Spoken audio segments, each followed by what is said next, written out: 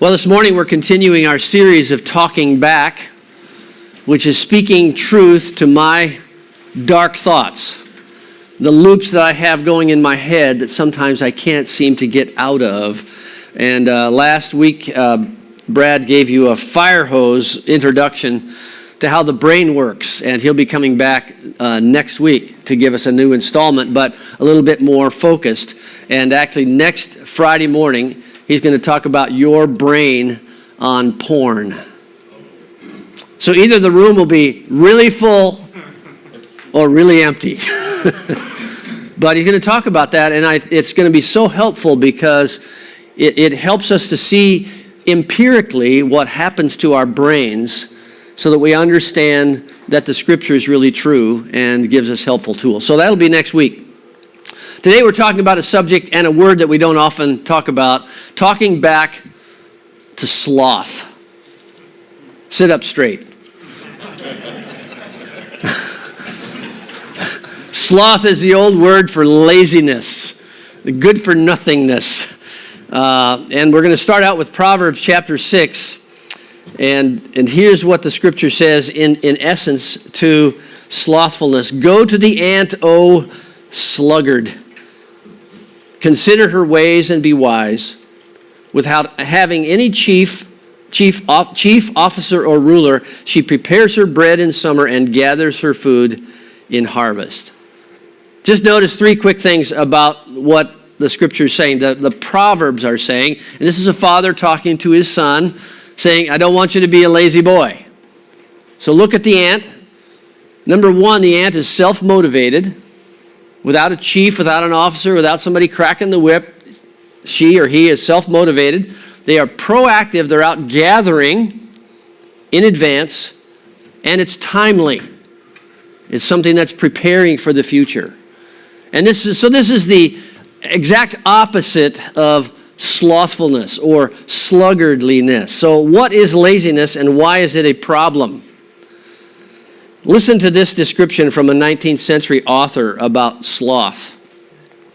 Do you know what it is to succumb to an insurmountable daymare, a lethargy, an indisposition to do anything, a total deadness and distaste, a suspension of vitality, an indifference to locality, a numb, soporifical good-for-nothingness,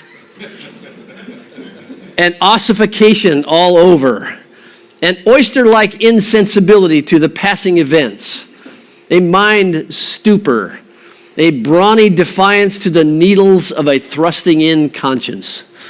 Ooh, I love that kind of language. That's what it feels like to be caught in slothfulness. Why is slothfulness or laziness a problem? We'll look at some of the Proverbs. First of all, it's carelessness. Laziness is carelessness. How long will you lie there, O sluggard?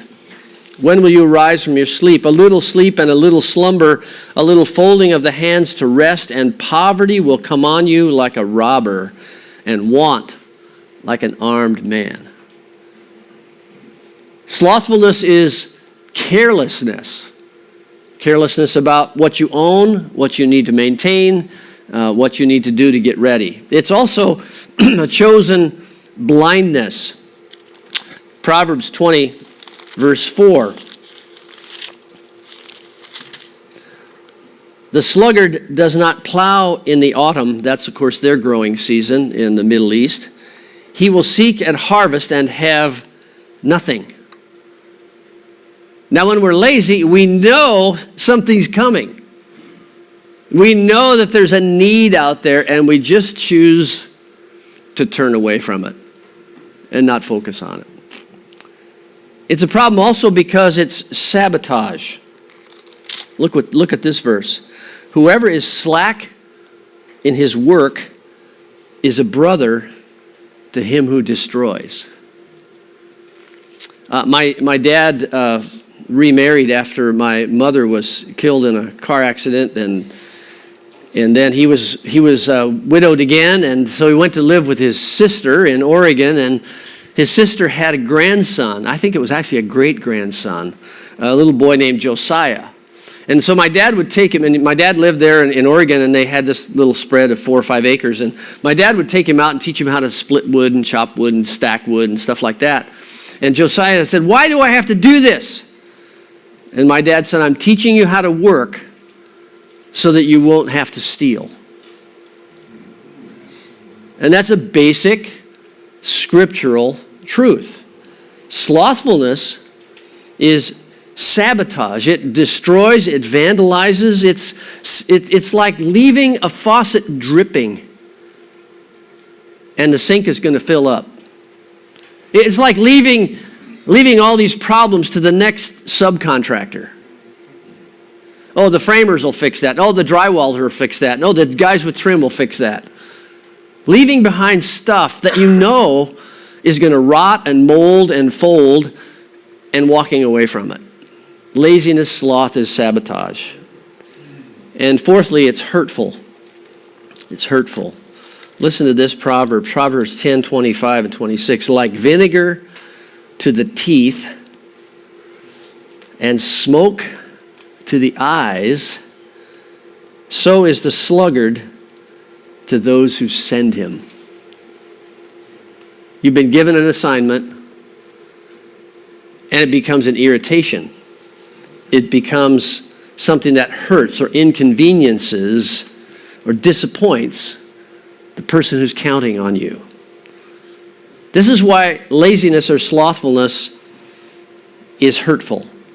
Now, I don't think I'm talking to a room of lazy guys, at least in terms of the way we'd normally look at it. I mean, you don't live in these suburbs here and be lazy, because you'll be foreclosed and you'll be gone.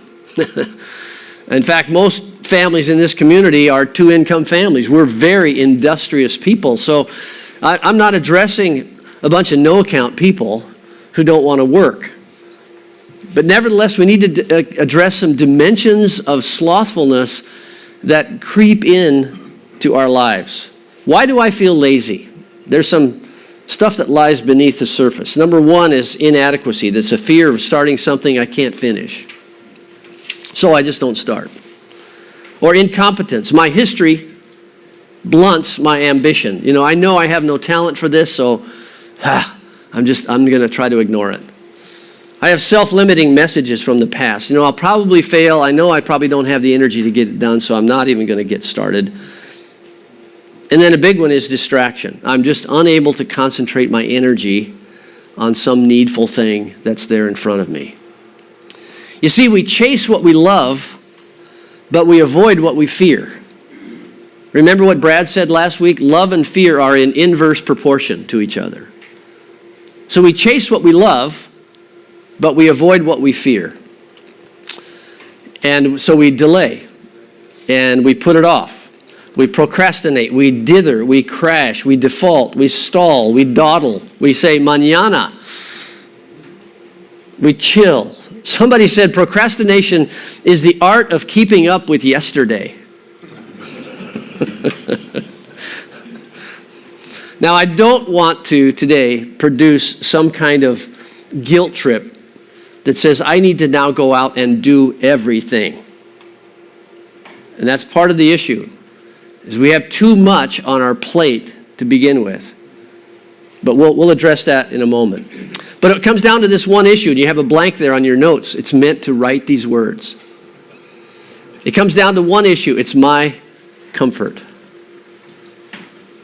Why am I slothful? Why am I lazy? Why do I dither? Well, it's for my comfort. It's a resistance to the needs of others, or a resistance to the demands of reality. And it basically comes down to my comfort. And it's not always bad. We'll talk about that in a moment. But basically, passivity requires no energy from me. The status quo is okay. I'm fine.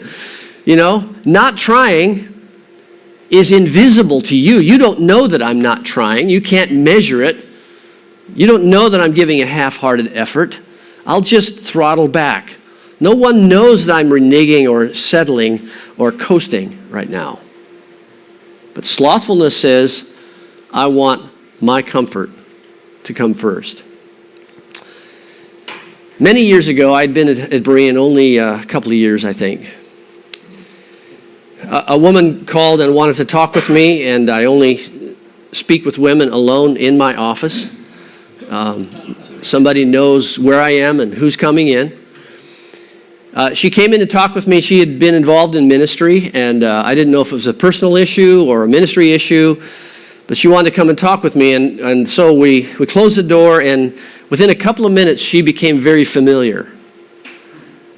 I mean, she kind of cozied up. She kicked off her shoes, curled up her feet on the chair like she was watching TV. And she looked at me and she said, "Roger, I'm very attracted to you." Now, this was many years ago when maybe there was something there, okay? Just humor me. Yeah. And she said, "I think the feeling is mutual."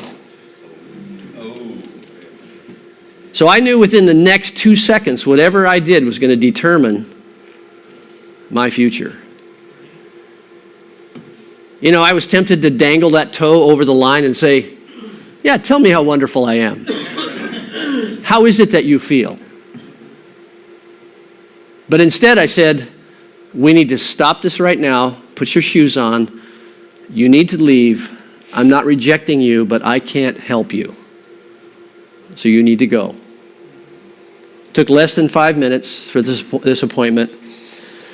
My associate at the time, Scott Peterson, I went immediately to his office and said, "Scott, are you busy?" "No, you're not." And I closed the door.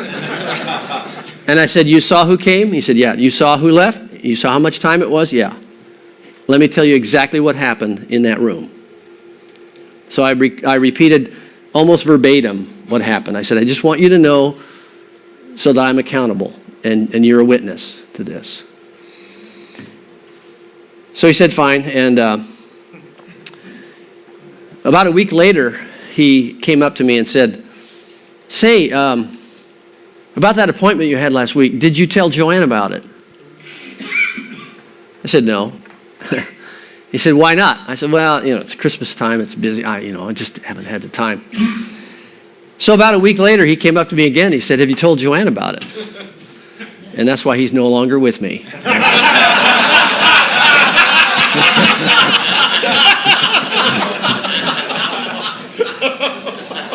And I said, "No, I haven't told her." And I'm thankful that he asked me, by the way. And the reason I didn't tell her was slothfulness. Why did I not tell my wife about that? I feel like I did everything professionally correctly. I think spiritually, even though I could be tempted, I didn't sin. I felt like I handled her with gentleness, but with clarity and dispatch. So I feel like I did everything professionally, spiritually, pastorally correctly. But why didn't I want to tell my wife about that? Because I didn't want to do the work. Because I could tell, you don't tell your wife, "Hey, this stunningly beautiful woman just came on to me today." And she's going to say, "Okay, fine, let's pass the peas, No, she's going to want to say, "Tell me about that. What was this all about? What did you say? How did that happen?" It was going to take some relational work just to report that. And I didn't want to do the work. I was tired. I was slothful about that. We need to recognize that slothfulness has many different levels to it. So let's go through our recognize, resist, and replace format with slothfulness. Recognize, first of all, there's no such thing as unmotivated behavior. I was motivated to be silent because of my comfort. Slothfulness is not an attribute. You're not born lazy. It's a choice. It's a choice every time. So negatively, sloth has its motivation. These are all sins of omission, by the way. There's laziness about manual work. You're just physically lethargic. You're lazy about physical things. And by the way, man, let me just put in this little commercial. If you're lazy about taking care of yourself, if you're lazy about annual checkups, if you're lazy about your medical condition, who's going to pay the price for that? It's everybody who follows you. So don't be lazy about your physical. Anyway, that's one form of laziness. Laziness about mental work is we're intellectually prideful. I know enough. I know better. Don't bother me with the facts. Or there's laziness about relational work. We're emotionally withdrawn. When it comes to tension or conflict or even proactive investment, we renege. Reba McEntire sings a sad song, sadder than any sad singer could ever sing. And she sings a song called The Greatest Man I Never Knew. And the last line is, I guess he thought, or he said, I guess he really loved me. I guess he thought I knew. He never told her. Never told her. He was slothful relationally to invest in his daughter. And then there's laziness about intentional planning. We're vocationally passive. In other words, the muscle called the willpower is limp. And so we resort to magical thinking or an immature spirituality that just says, well, I just let go and let God. There's an appropriate time for that phrase, but 90% of the time it's not appropriate to just let go and let God clean up the mess. We get volitionally lazy. And that means that we get negligent about the people in my wake, the people who come behind me. In 1 Peter chapter 3, it says to husbands, live with your wife in an understanding way because she's the weaker partner. And in so many ways, gentlemen, we can be lazy relationally and we forget that our wives and our children are the ones who are in our wake and they're picking up the pieces that we leave behind.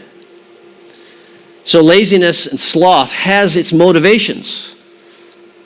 But positively, margin has its motivation as well. So there's overcoming laziness and sloth is really something that might make you appear lazy to others, or you might feel for a while like I'm being slothful because you're not keeping up the frenetic pace you've been running at. So margin has its motivations also because you're not marching to the tune of what you've been marching to. But in fact, your rest is motivated by healthfulness, by balance. So there's a healthy motivation to gain some margin, that to say I've learned my limits. I don't write from edge to edge. I leave some margin around the copy of my life. I've learned my limits. I'm not interested. It's okay to say that with the right tone of voice. That's not it, but yeah. But I'm genuinely not interested. It doesn't thrill me to be involved. I'm gonna choose to say no. I'm guarding my margin. I need rest. I need quiet. I need relationships, or I won't be distracted from my priorities. There's no such thing as an unmotivated behavior. So what we want to do is we want to recognize the fact that even my nephew, who's living in a dark room gaming, and he's 28 years old, and he doesn't have a thing to do except game. He's addicted to his gaming. He's motivated. I don't understand that motivation. He has motivation. The workaholic has motivation.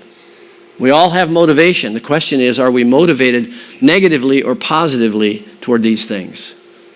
So recognize that sloth has many dimensions to it in our lives. So secondly, let's talk about resisting. Let's do hard things and rebel against low expectations. You've probably seen this grid before. It's stolen from Stephen Covey, and maybe he stole it from somebody else. On the left-hand side, you have urgent. On the right-hand side, you have not urgent. Then you have at the top important and not important. And in quadrant number 1 are those activities that are both important and urgent. And they're probably on your calendar today, or they're buzzing in your mind right now, or you woke up at 3 o'clock, which I did this morning, thinking about them. These are the things I have to get done today. They're urgent and they're important. These are things like crises and pressing problems and deadline-driven projects, and we need to manage these things. That's the key word.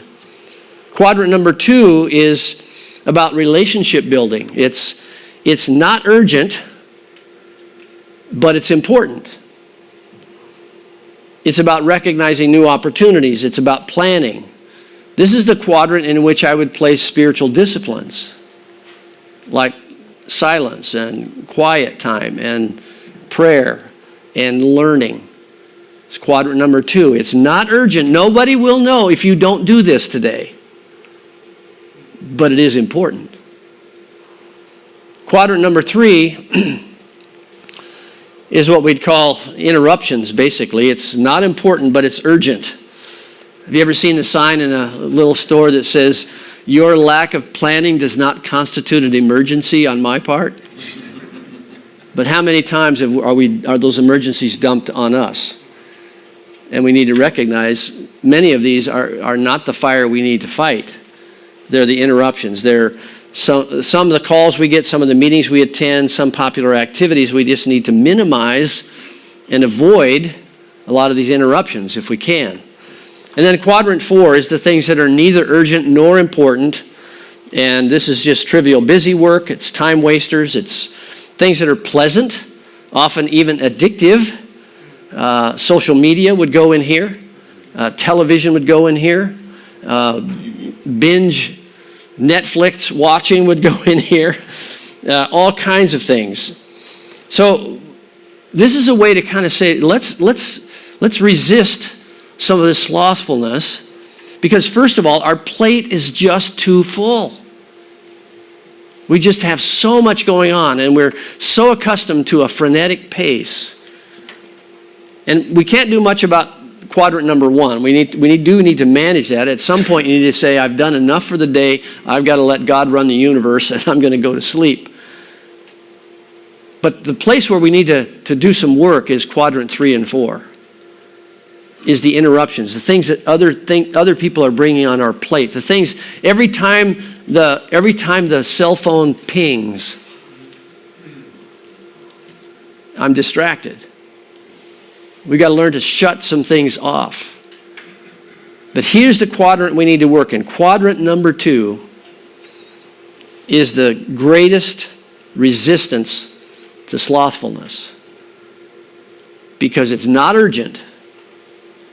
You don't have to do it. Nobody will see if you don't do this today. But it's vitally important.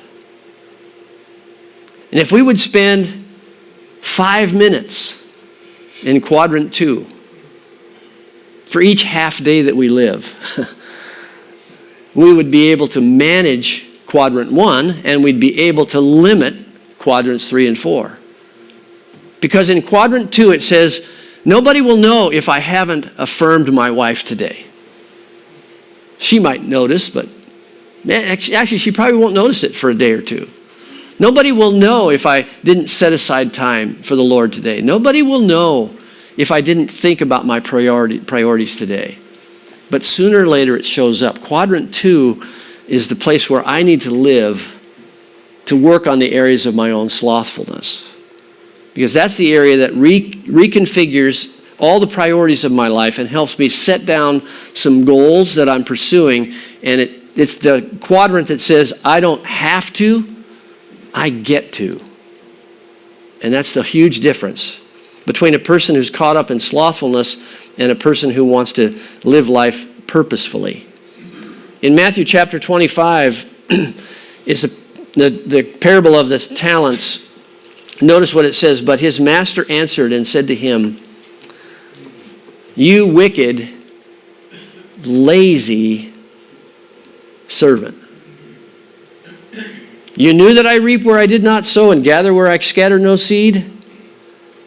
then you ought to have put my money in the bank, and on my arrival I would have received my money back with interest. Now this servant probably was working, but he didn't spend enough time in quadrant 2 to say, what should I do with the treasure I've been entrusted with? And Jesus calls him a lazy servant. Quadrant 2 is big picture thinking. It's getting off the merry-go-round long enough to say, where am I? What do I need to manage? How can I think and plan and prioritize my day? So that's how do we resist? I think we spend some time using this useful tool, and you might even do that today before we even leave here. But let's replace this. Remember, just resisting slothfulness will not make us industrious. Instead, what we need to ask is, where am I going? What is it that I want to do? What does God want for my life? So let's replace it. True humility fires up great ambitions.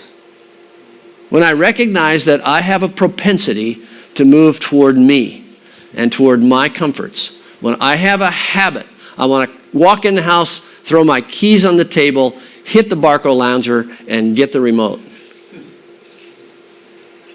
That's not necessarily evil, but we all have patterns that need to get interrupted.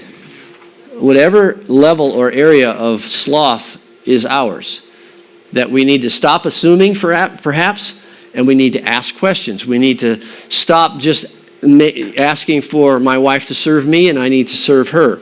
We need to replace activities. So I love the book called Rescuing Ambition by Dave Harvey. And here's what he says. He says, sometimes we misunderstand humility, assuming that it works against godly ambition. It strikes us as proud to dream about how we might work for God's glory. But he says Christ's humility didn't restrain his enterprise, it defined his enterprise. He humbled himself for obedience, even to the cross.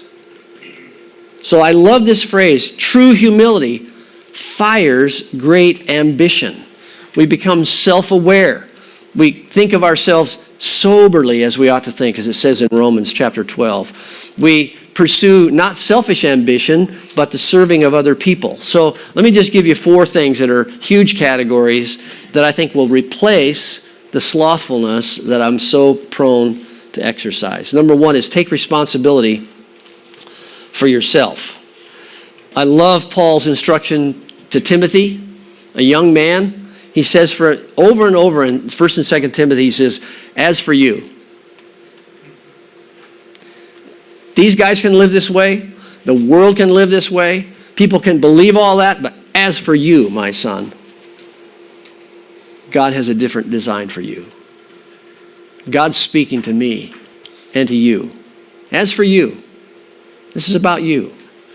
Colossians 3 says, do it all for the glory of God. Whatever you do, whether you eat or drink, whatever you do, do it all for glory. We are glory hounds. The problem is we pursue it in the wrong places. So take responsibility for yourself. Secondly, find a need and fill it.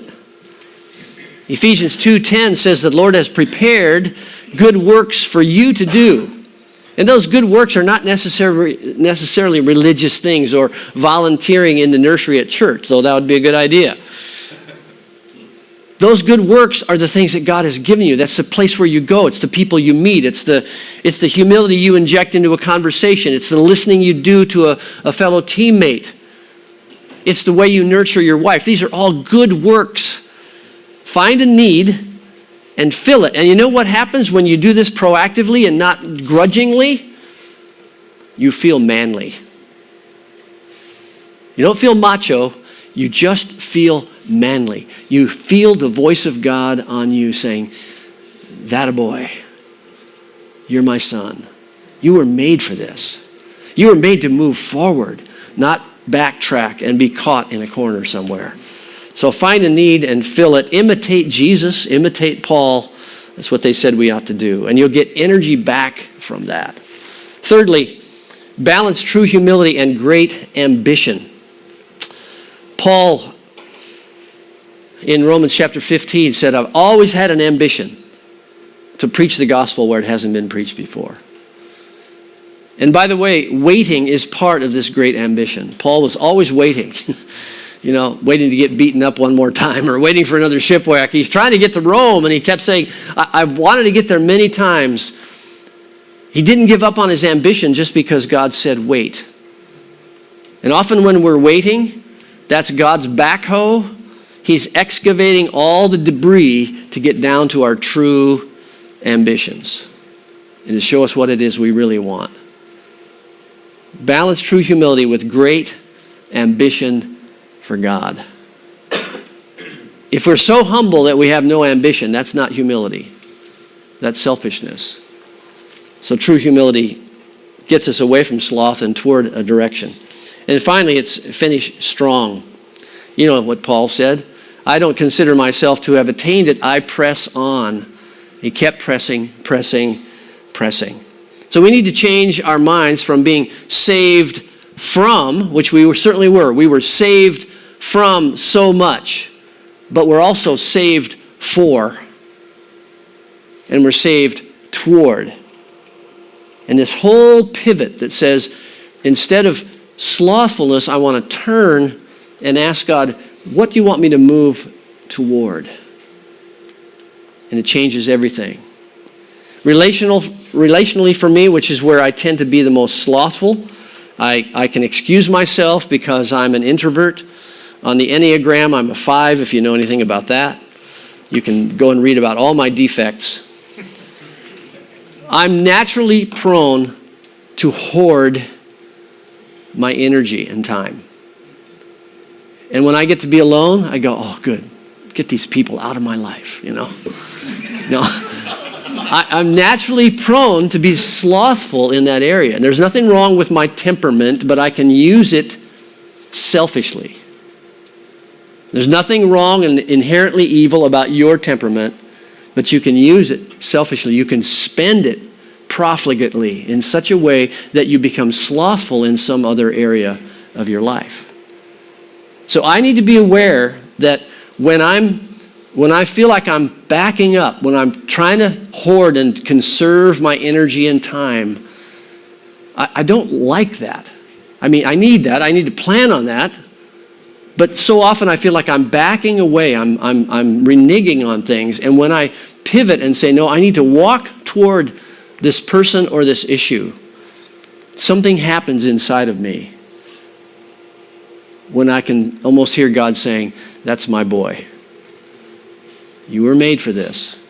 Walk back toward it. And when I start walking back toward it, stop being slothful, whether it's physical, emotional, intellectual, or volitional. I can sense God's pleasure because He's with me using this opportunity to erase slothfulness and put in its place humility with ambition.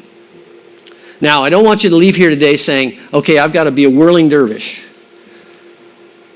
A lot of us today need to say, I can't be intentional right now because I have so much. I need to say no to a lot of things so that I can be intentional about the important things. So I've got some questions for you today, and here's where I want you to start today. You may not even know each other very well, but I've got 3 questions on the back of your page here. And I'd like you to start by putting your right hand on the guy next to you, on the individually, and start with question number 3 and pray this prayer over him. Steve, whatever you do, in word or deed, do everything in the name of the Lord Jesus Christ, giving thanks to God the Father through him. Start your table that way, individually. Each guy pray for the guy next to him. You might have to even learn his name, okay? That's okay. Start there and then tackle the questions that we have for you. And God bless you as you have your discussions around the table.